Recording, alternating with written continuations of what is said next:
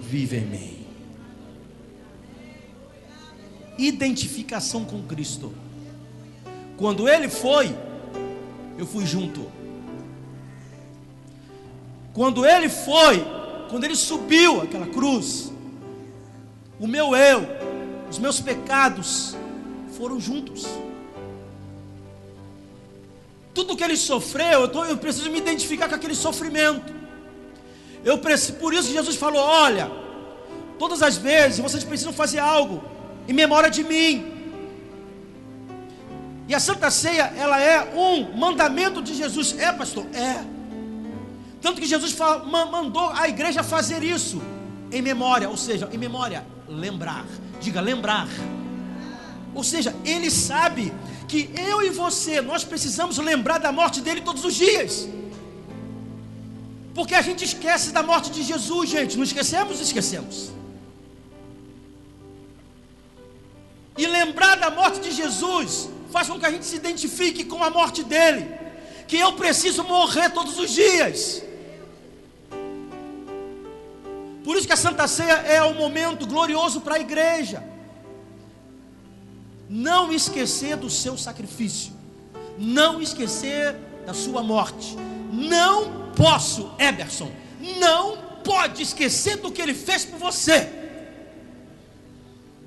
E não esquecer é valorizar. É valorizar. Paulo diz: eu fui crucificado com Ele. Assim, já não vivo para mim. Eu já não vivo mais para mim. Eu vivo para Ele. Eu vivo por Ele. Aí vem o apóstolo Paulo também diz: porque dele, por Ele e para Ele são todas as coisas, inclusive a minha vida. Não é jamais minha, é dele. Você pode dizer amém comigo? Amém. Se crucificar, se dar. Em Mateus capítulo 10, que a gente leu no início, Jesus faz um negócio assim terrivelmente glorioso que a gente muitas vezes não entende. Ele diz assim: olha, quem de vocês não abandonar pai e mãe? Gente, tem coisa melhor do que pai e mãe? Mais importante do que pai e mãe? Não tem. Não tem. Ele vai logo lá no topo: se vocês não abandonarem teu pai, mamãezinha, papaizinho, por amor a mim, está fora. O que ele está dizendo? Mandar abandonar papai e mamãe? Não. Ele não está dizendo nada disso. Ele está dizendo: olha, a minha prioridade, a prioridade de vocês precisa estar acima da prioridade do papai e da mamãe. É isso que ele está dizendo. Ele está dizendo em outras palavras também: se papai e mamãe não, sim, o que a igreja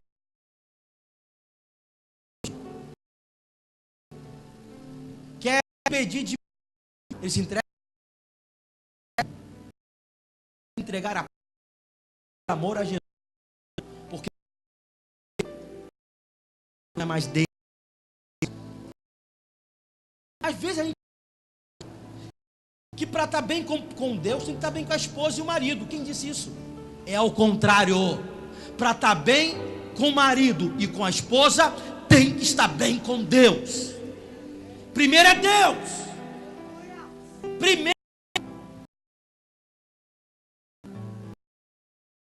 são. A ordem é essa: primeiro Deus, depois marido e depois esposa, depois. Porque tem querendo botar bem com a minha aí por a religião, por mulher e você está bem com tua mulher e com tua marido. Fala tirando aqui o seu todo dia. Então quer dizer essa mal o percurso desses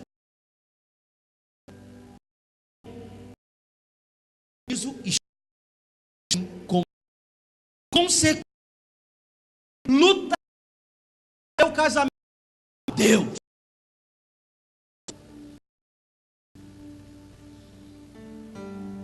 Tanto que Jesus deu uma dica, homens, que nós, esse é mais complicado do que o papel delas. Vocês precisam amar a esposa de vocês.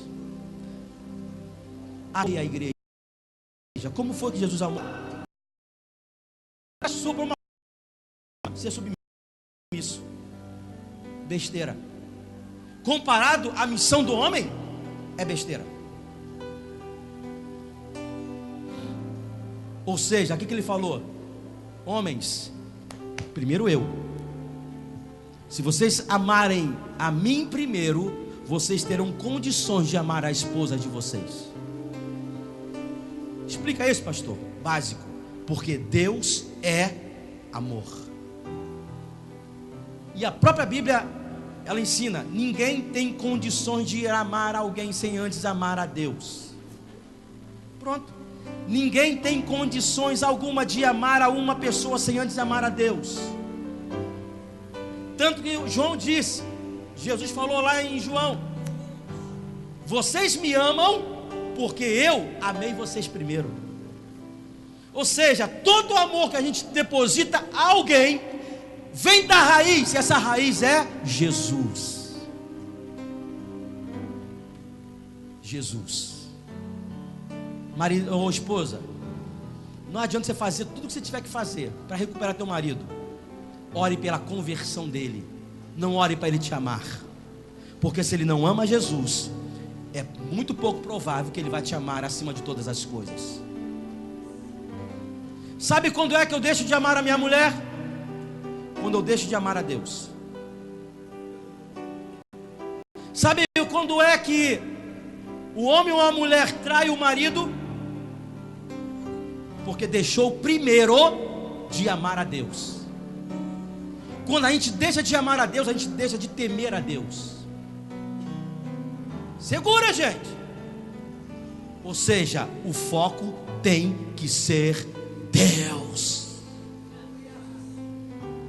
O foco tem que ser Jesus. Pastor, eu vou consertar meu casamento. Como? Vou fazer 50 dias de cruzeiro. Faça. Não vai transformar o coração do teu marido. O que transforma o coração do teu marido é Jesus. É Jesus. É o pecado do mundo. Pega um pombinho, aliás, desculpa, pega um urubu, pinta ele de branco, virou pombo? Não. Continua urubu.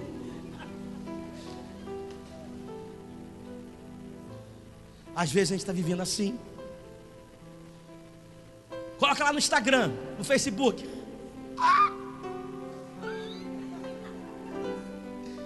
Marido e mulher na praia. Só que atrás tem uma faca. Não se iluda com isso em nome de Jesus. Não tenha inveja das fotos dos outros. Leve uma vida verdadeira em nome de Jesus. E a vida verdadeira só está em Cristo. Só está em Cristo. Quando eu tomo o caminho da cruz, segundo, eu mortifico os desejos da carne. Gálatas capítulo 5, versículo 24. Diz o quê? Os que pertencem a Cristo Jesus crucificaram a carne com as suas paixões e seus desejos. Desejo, diga desejos. O que é desejo? Inclinações. Todo mundo tem. Diga, todo mundo tem. Inclusive eu. Muito pouco. Caminho da cruz é confissão, gente. É um confissão. Diga, desejo. Eu.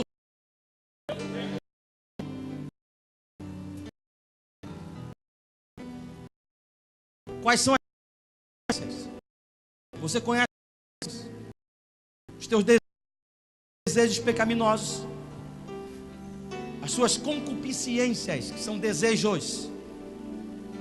Todos nós temos, por isso que todos nós precisamos mortificar a carne e ir para a cruz todos os dias. Entendeu, Emerson? Entendeu? Precisamos disso todos os dias. E eu não sei porque as pessoas ficam assim, quando alguém peca, poxa.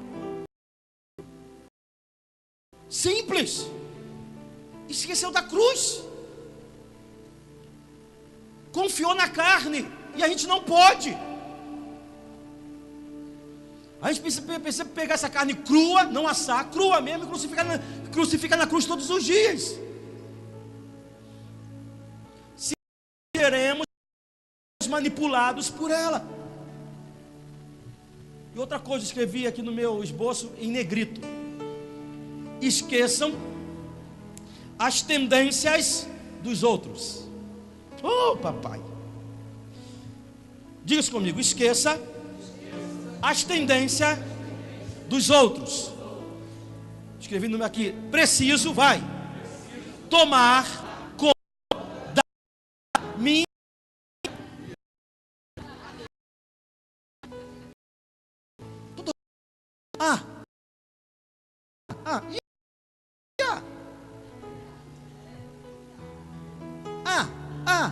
E B.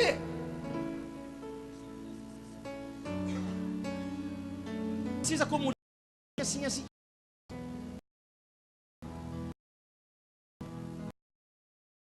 Quem é a tua carne não é o outro, é você. E quem crucifica a carne do outro é ele, não é você. Quem morreu pelo outro não foi você, foi Jesus. Tome conta do teu nariz. Tome conta da tua vida. Tome conta da tua espiritualidade. Cresça espiritualmente. Você vai ou não vai para o céu devido às tuas atitudes, não à atitude do outro. Se todo mundo tomasse conta do próprio nariz, como a vida seria melhor. Se a gente tivesse essa consciência: preciso ir para a cruz todo dia, preciso ir para a cruz todo dia. Fui. Quando a gente sai de lá, aí você vê, você olha para os outros, e você a cruz. Sim. Em porque o pecador, Jesus, foi o pecado. Muito misturado. Ainda dado com a inclinação de negligência com a sua espiritualidade, a gente negligencia a nossa espiritualidade, sim. A gente troca coisas banais por coisas importantes por coisas banais. Uma pergunta: pastor, é pecado assistir futebol, gostar de Copa do Mundo? Não, ainda mais se o Messi for embora e o Cristiano Ronaldo.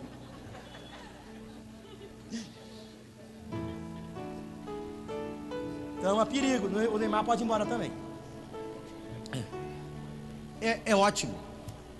É ótimo. Deveria ter Copa do Mundo 2 em 2 anos. Assim todo mundo toma conta do Brasil e não dá para a vida do outro. Porém, você pode ser flamenguista, botafoguense, tricolor, vascaíno, corintiano, são paulino, o que você for. Mas por favor, não troque Jesus por essas coisas. Jesus é mais importante do que futebol. Jesus é mais importante do que filmes. Jesus é mais importante do que cinema. Jesus é mais importante do que restaurantes. Jesus é mais importante do que saídias. Jesus é mais importante do que praia. Jesus é mais importante do que tudo.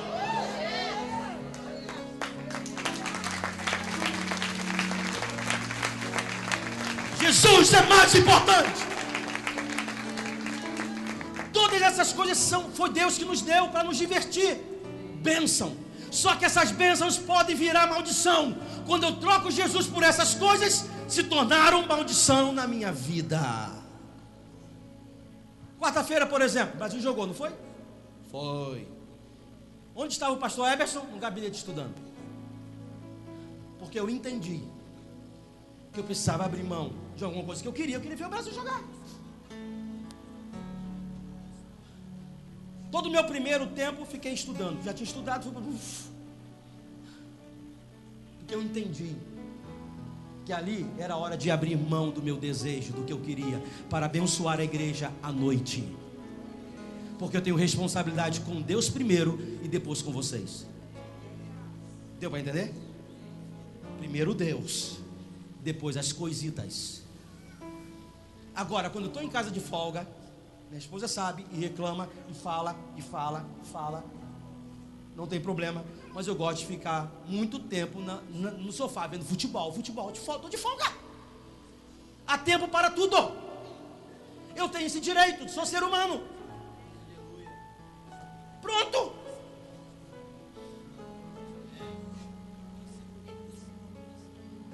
Porém, não posso colocar essas coisas no lugar de Deus, senão se tornarão pecado na minha vida. Terceiro, quando tomo o caminho da cruz, eu venço o orgulho e a vanglória. Isso aqui é terrível.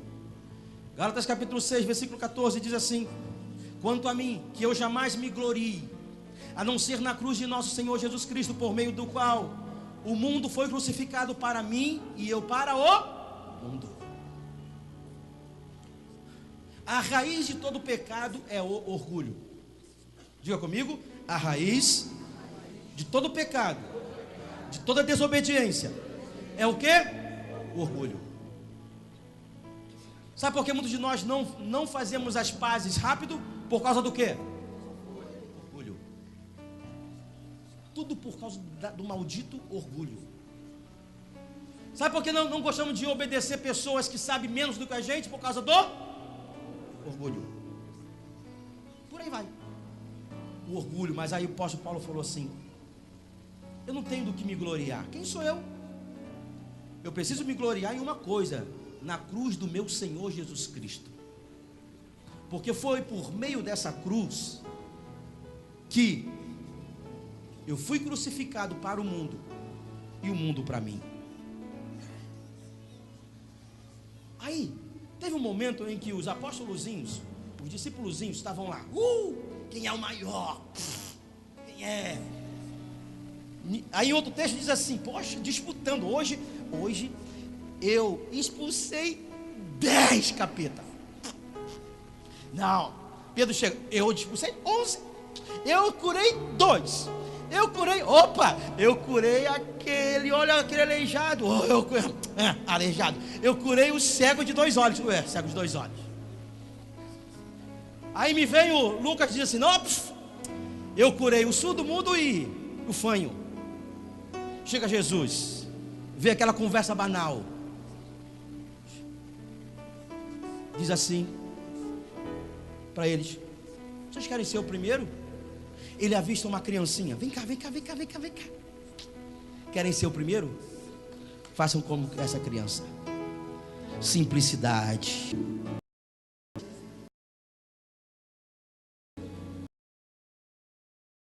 Aqueles que servem.